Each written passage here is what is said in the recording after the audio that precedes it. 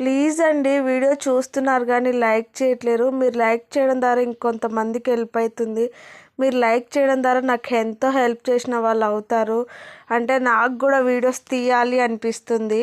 అంటే బయట జరిగేవి మీకు ఎక్స్ప్లెయిన్ చేస్తున్నాను. అంటే కొంతమందికి తెలుస్తుంది, కొంతమందికి తెలీదు.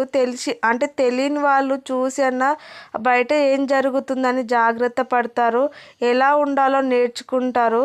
అందుకే నేను ఈ వీడియోలో అయితే మీ ముందుకు తీసుకొస్తున్నాను. దయచేసి లైక్ చేయండి, షేర్ చేయండి, సబ్స్క్రైబ్ చేసుకోండి. అంటే ఇంకా వీడియోస్ వస్తూనే ఉంటాయి.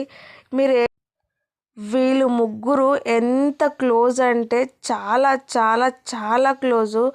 ఒకరిని వదిలి ఒకరు అస్సలు ఉండలేరు. ఒకరి గురించి ఒకరికి తెలియంది ఏం లేదు. అన్నీ షేర్ చేసుకుంటారు. వాళ్ళలో దాచినవి ఏం లేవు.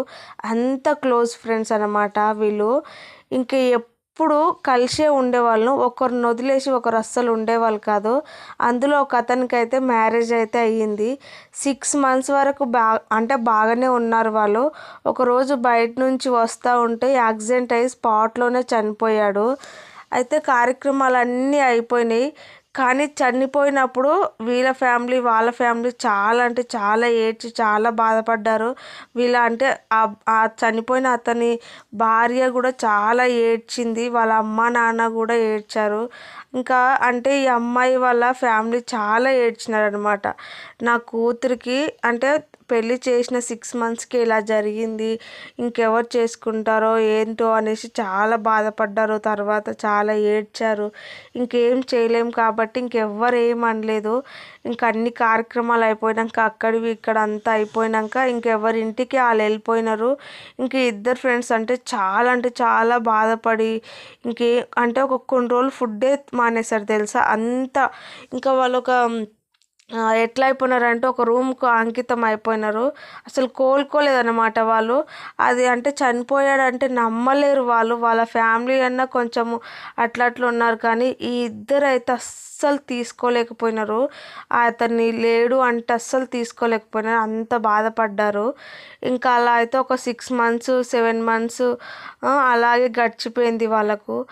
ఆ తర్వాత ఒక అతను అయితే ఇంకొక ఆలోచన అయితే చేశాడు, ఫిక్స్ అయ్యాడు. ఇంకా తనకి అంత ఇష్టపడే అమ్మాయిని పెళ్లి చేశాము అందరం కలిసి.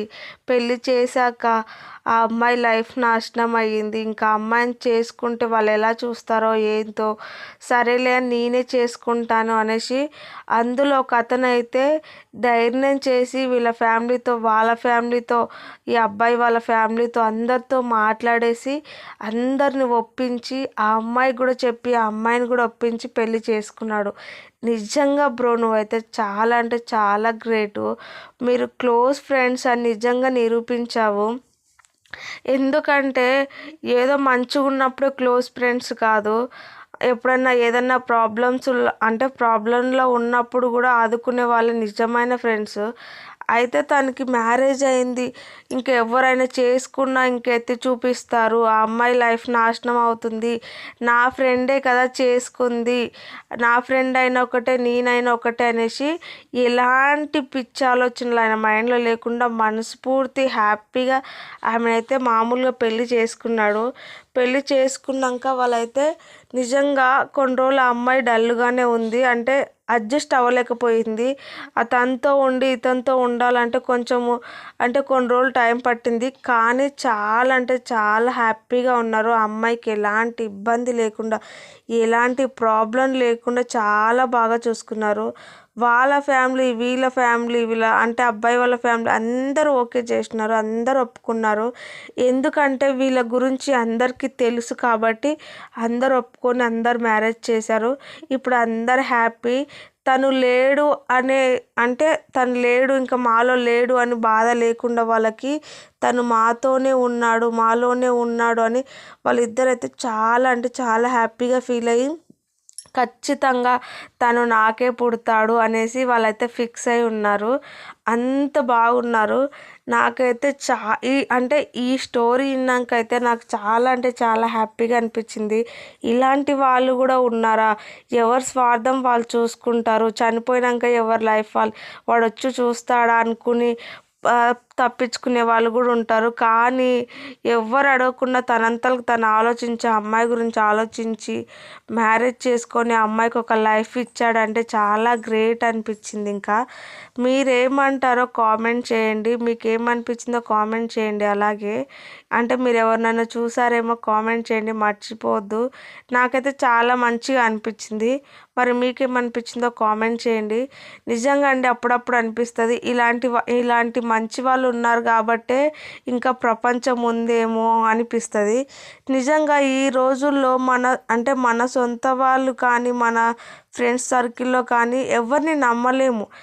అంటే వాళ్ళ స్వార్థం వాళ్ళది, ఎవరిష్టం వాళ్ళకు నచ్చినట్టు చేస్తారు. అలాంటిది అతను నా ఫ్రెండ్ బార్గెనే కదా అనేసి ఆ అమ్మాయికి లైఫ్ పోయింది అనేసి అమ్మాయికి లైఫ్ ఇచ్చాడంటే నాకు చాలా హ్యాపీగా ఉంది, చాలా మంచిగా అనిపించింది. నిజంగా ఇలాంటి వాళ్ళు ఉన్నారు అని అంటే చూస్తే కానీ మనకు తెలీదు, ఎందుకంటే చూస్తేనే నమ్ముతాము, చూడండి నమ్మలేం. కాబట్టి అప్పుడప్పుడన్నా ఇలాంటివి చూసినప్పుడన్నా అనిపిస్తుంది నిజమే. అంటే భూమిపైన ఇంకా మంచి వాళ్ళు చాలా వాళ్ళు ఉన్నారు, అంటే 50-50 ఉన్నారు కాబట్టే ఇలా ఉంది ప్రపంచం, లేదంటే ఎప్పుడో మునిగిపోయేది అనిపిస్తుంది నాకైతే. మీరేమంటారో కామెంట్ చేయండి.